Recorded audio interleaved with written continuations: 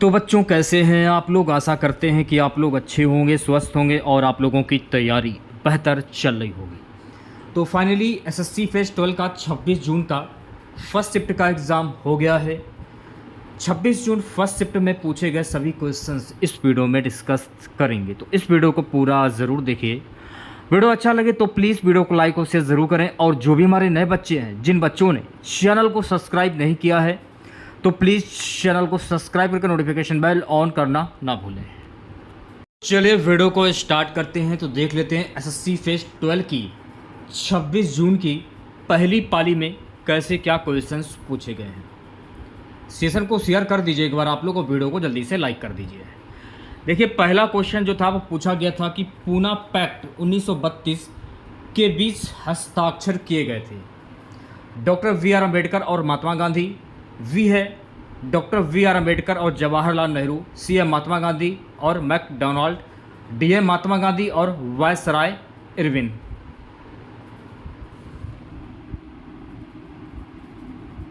तो मैं आपको बता देना चाहता हूं, Poona pact 1932 doctor V R Ambedkar और महात्मा गांधी के बीच हस्ताक्षर हुए थे। ऑप्शन नंबर ए जो है आपका, ये बिल्कुल सही हो जाएगा। इस क्वेश्चन से रिलेटेड एक्स्ट्रा फैक्ट जान लीजिए। अगर मैं पूना पैक्ट की बात करूं तो पूना पैक्ट 24 सितंबर 1932 को डॉक्टर वी आर अम्बेडकर और महात्मा गांधी के बीच एक समझौते को प्रस्तुत करता है। इस संधि ने गांधी जी द्वारा जेल में किए गए उपवास को समाप्त कर दिया, जो उन्होंने ब्रिटिश प्रधानमंत्री रामसे मैकडोनाल्ड के खिन वर्ग के लिए एक अलग निर्वाचक मंडल के विचार के विरोध में रखा था। देखिए, मैं आपको बता देना चाहता हूं कि लॉर्ड वेलिंगटन के समय इस समझौते पर हस्ताक्षर किए गए थे। यह पुणे की येरवदा सेंट्रल जेल में महात्मा गांधी और वी आर अम्बेडकर की ओर से मदन मोहन मालवीय द्वारा हस्ताक्षरित किया गया था। तो इस क्वेश्चन से आप लोगों को इतनी जानकारी प्राप्त हो जाती है। देखिए, अगला क्वेश्चन पूछा गया था कि शास्त्रीय नृत्य किस राज्य से संबंधित है। मणिपुर, असम, उड़ीसा, उत्तर प्रदेश। शास्त्रीय नृत्य जो है ना, ये असम राज्य से संबंधित है, तो असम आपका सही आंसर हो जाएगी, यानी कि ऑप्शन नंबर बी। ये तो आप लोगों को पता है कि यह असम का शास्त्रीय नृत्य है, शास्त्रीय नृत्य।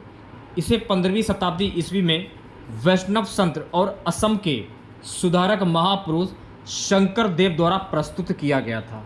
ये भी फैक्ट आपको ध्यान में रखना है। भारत के कुछ शास्त्रीय नृत्य हैं, उनके बारे में जान लीजिए आप लोग। कथकली जो है ना, कथकली ये केरल का शास्त्रीय नृत्य है। मोहिनी अष्टम और भरतनाट्यम, मोहिनी अष्टम, भरतनाट्यम ये तमिलनाडु का शास्त्रीय नृत्य है। कुचिपुड़ी, कुचिपुड़ी ये आंध्र प्रदेश का शास्त्रीय नृत्य है। कथक की अगर हम बात करें तो कथक उत्तर प्रदेश का शास्त्रीय नृत्य है। ओडिसी की अगर हम बात करें तो ओडिसी ये उड़ीसा का शास्त्रीय नृत्य है। मणिपुरी की अगर हम बात करें तो मणिपुरी जो है ना, ये मणिपुर का शास्त्रीय नृत्य है। और शास्त्रीय नृत्य ये तो आप लोगों को पता ही है, ये असम का शास्त्रीय नृत्य है।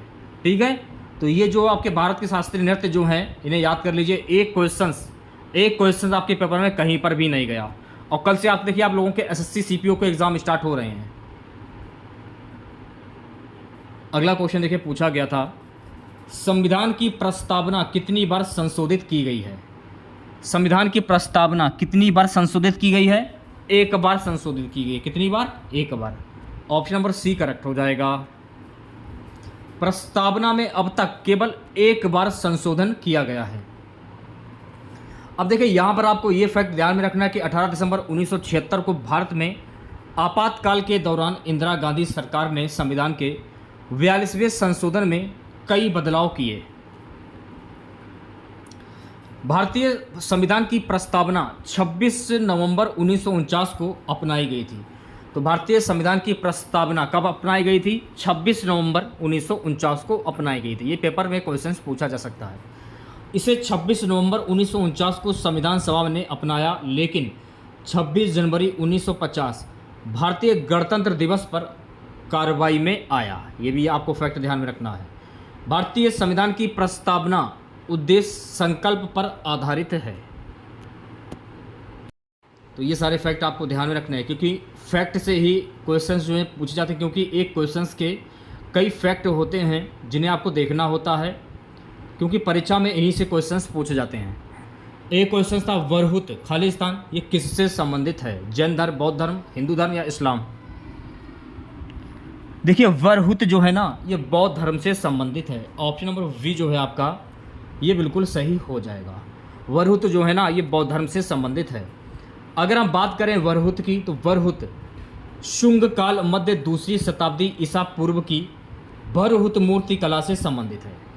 भरहुत स्तूप शुरू में अशोक द्वारा बनवाया गया, तो ये भरहुत स्तूप ये किसके द्वारा बनवाया गया था? अशोक के द्वारा बनवाया गया था, और बाद में शुंगों द्वारा इसका पुनर्निर्माण किया गया था। तो ये भी फैक्ट आपको ध्यान में रखना है। अब अशोक के शिलालेखों की खोज किसने की थी? जेम्स प्रिसेप के द्वारा की गई थी। अशोक ने कौन से धर्म को अपनाया था? बौद्ध धर्म को अपनाया था। तो ये भी सारे फैक्ट आपको ध्यान में रखने जो कि आपकी परीक्षा की दृष्टि से काफ़ी इंपॉर्टेंट है। देखिए अगला क्वेश्चन पूछा गया था गाइस, प्राचीन भारत में कितने महाजनपद थे? 20, 16, 18 या 10?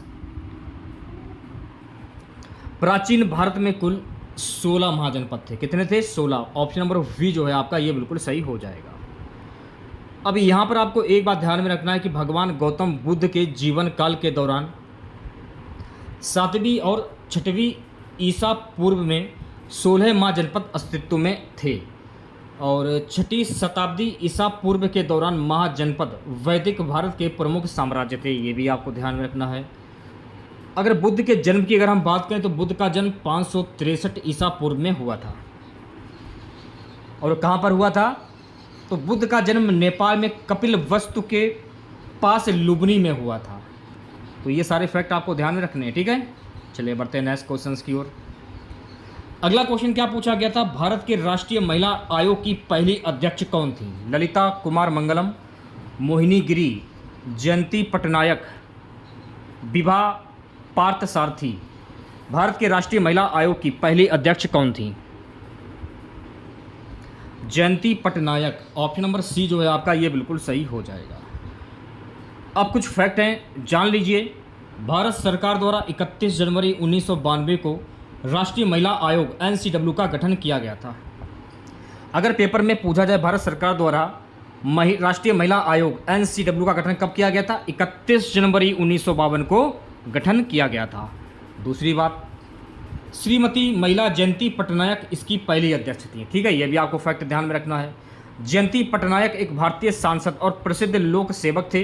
वे राष्ट्रीय महिला आयोग की पहली अध्यक्ष रह चुकी हैं। उनका कार्यकाल 3 जनवरी 1992 से 30 जनवरी 1995 तक रहा है। तो ये सारे फैक्ट आपको ध्यान में रखने हैं, ठीक है। नेक्स्ट क्वेश्चन देखेगा। देखिए अगला क्वेश्चन पूछा गया था, राजतरंगिणी के लेखक कौन है? सोमदेव, बाणभट्ट, कालिदास या कल्हड़? राजतरंगिणी के लेखक कौन है? तो राजतरंगिणी के लेखक हैं ऑप्शन नंबर डी यानी कल्हड़। कल्हड़ आपका सही आंसर हो जाएगा। अब कुछ फैक्ट देख लेते हैं। कल्हड़ द्वारा लिखित राजतरंगिणी ऐतिहासिक पुस्तक है। ये संस्कृत भाषा में लिखा गया है। कल्हड़ द्वारा लिखित जो राजतरंगिणी जो पुस्तक है ये किस भाषा में इसको लिखा गया? तो ये संस्कृत भाषा में लिखा गया। ये भी आपको ध्यान रखना है। राजतरंगिणी शब्द का अर्थ होता है राजाओं की नदी। कल्हड़ ने राजतरंगिणी की रचना 12वीं शताब्दी 1100 से 1150 में की थी। तो ये सारे फैक्ट आपको ध्यान रखने हैं। अब कुछ प्राचीन भारतीय पुस्तक है उनके लेखक, इनके बारे में जान लीजिए। राजतरंगिणी के लेखक कौन है? कल्हड़, 1100 ईस्वी। अभिज्ञान शाकुंतलम, इसके लेखक कौन है? कालिदास, 400 ईसा पूर्व में इस पुस्तक की रचना की थी। हर्षचरित बाणभट्ट के द्वारा 700 ईसा पूर्व। कथा सरित सागर सोमदेव 100 ईस्वी पूर्व। अर्थशास्त्र कौटिल्य चाणक्य के द्वारा 300 ईसा पूर्व। तो ये सारे फैक्ट आपको ध्यान में रखने हैं, ठीक है। नेक्स्ट क्वेश्चन देखेगा सभी बच्चे। निम्नलिखित में से कौन सी पुस्तक पेशेवर बॉक्सर होगा, ये थोड़ा सा मिस्टेक हो गया है, बॉक्सर माइकल टायसन की आत्मकथा है? तो देखिए कौन सी पुस्तक पेशेवर बॉक्सर माइकल टायसन की आत्मकथा है? अनफिस्टेड ट्रुथ माई ऑटोबायोग्राफी, ये टायसन की है। टायसन को सर्वकालिक महानतम हैवीवेट मुक्केबाजों में से एक माना जाता है। माइकल टायसन की आत्मकथा जो है उसका नाम है unfinished truth my autobiography. Game changer की अगर हम बात करें तो गेम चेंजर ये किसकी पुस्तक है? तो गेम चेंजर पाकिस्तान के पूर्व कप्तान शाहिद अफरीदी की जीवनी है। अनिल कुंबले की पुस्तक का क्या नाम है? वाइड एंगल ड्रेसिंग रूम के पीछे का परिदृश्य और कुंबले का फोटोग्राफी के लिए जुनून है।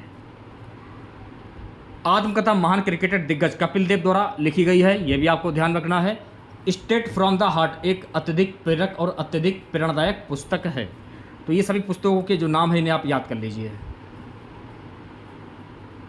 देखिए अगला क्वेश्चन जो पूछा गया था, संसद की सदस्यता के लिए योग्यता का मुद्दा भारत के संविधान के निम्नलिखित में से किस अनुच्छेद के अंतर्गत आता है? तो ये किस अनुच्छेद के अंतर्गत आता है? तो ये आता है अनुच्छेद 84 के अंतर्गत। तो डी ऑप्शन जो है आपका ये बिल्कुल सही हो जाएगा। अनुच्छेद 84 में संसद के सदस्य बनने की योग्यता का वर्णन किया गया है, जिसमें राष्ट्रपति, लोकसभा और राज्यसभा शामिल हैं। संसद के किसी भी सदन का सदस्य बनने की योग्यता है। वह भारत का नागरिक होना चाहिए, उसे पुष्ट की शपथ बनानी और सदस्यता लेनी चाहिए, उसे लोकसभा के मामले में 25 वर्ष से कम और राज्यसभा के मामले में 30 वर्ष से कम आयु का वर्ग का नहीं होना चाहिए, उसके पास संसद द्वारा निर्धारित अन्य योग्यताएँ भी होनी चाहिए। अब देखिए अनुच्छेद 81 में, अनुच्छेद 81 किससे संबंधित है? सबूतता और मान्यता के लिए शर्तें। अनुच्छेद 82 अनुदान की अनुमति की प्रक्रिया। अनुच्छेद 83 समझौता की प्रक्रिया। अनुच्छेद 84 किसके अंतर्गत आता है? संस्थानों की मान्यता की प्रक्रिया। अगला क्वेश्चन देखिए पूछा गया था कि मायको त्यौहार किस राज्य में मनाया जाता है? देखिए मायको त्यौहार जो है ना ये अरुणाचल प्रदेश में मनाया जाता है। दूसरी बात, अरुणाचल प्रदेश के जो त्यौहार वो कौन कौन से हैं? रेह, बुरीबुट, मायोको, द्री, पोएटू, लोसार, मुरंग, सोलंग, मोपिन, मोनप्पा उत्सव। असम के कौन कौन से? अम्बुबाची, भोगाली, बिहू, बैशागु, देहिंग पटकाई। बिहार के छठ पूजा, विहुला। छत्तीसगढ़ के माघी पूर्णिमा, बस्तर दशहरा। तो ये जो सभी त्यौहार हैं राज्य मैंने दे दिए हैं और उनके त्यौहार मैंने दे दिए, जो मेन थे मैंने वही लिए हैं। ठीक है। एक क्वेश्चन देखिए पूछा गया था गाइस, 2024 के ओलंपिक खेलों की मेजबानी कौन सा देश करेगा? 2024 के ओलंपिक के खेल की मेजबानी कौन सा देश करेगा? फ्रांस करेगा। ऑप्शन नंबर ए जो है आपका ये बिल्कुल सही हो जाएगा। महत्वपूर्ण फैक्ट देख लेते हैं। 2024 ग्रीष्मकालीन ओलंपिक का मेजबान शहर पेरिस, फ्रांस है। इसका आदर्श वाक्य क्या है? Made for sharing. ये भी फैक्ट आपको ध्यान में रखना है क्योंकि आदर्श वाक्य भी पेपर में पूछा जा सकता है। 2024 में पेरिस ओलंपिक खेलों में शामिल करने के लिए प्रस्तावित अतिरिक्त खेल के रूप में स्केटबोर्डिंग और स्पोर्ट क्लाइंबिंग, सर्फिंग और ब्रेकिंग की पुष्टि की गई है। लॉस एंजिल्स, कैलिफोर्निया, संयुक्त राज्य अमेरिका 2028 ग्रीष्मकालीन ओलंपिक की मेजबानी करेगा। तो ये भी फैक्ट आपको ध्यान में रखना है। तो इतने ही क्वेश्चंस हमको मिले थे जो कि मैंने आप लोगों के सामने शेयर कर दिए हैं। तो कैसा लगा वीडियो आप लोगों को कमेंट बॉक्स में जरूर बताइएगा। अगर आप लोगों को वीडियो अच्छा लगा हो तो प्लीज़ वीडियो को लाइक और शेयर ज़रूर करें। चैनल पर नए हैं, जिन लोगों ने अभी तक चैनल को सब्सक्राइब नहीं किया है तो प्लीज़ चैनल को जरूर सब्सक्राइब करें और नोटिफिकेशन बेल ऑन करना ना भूलें। मिलते हैं नेक्स्ट वीडियो के साथ। जय हिंद, जय भारत।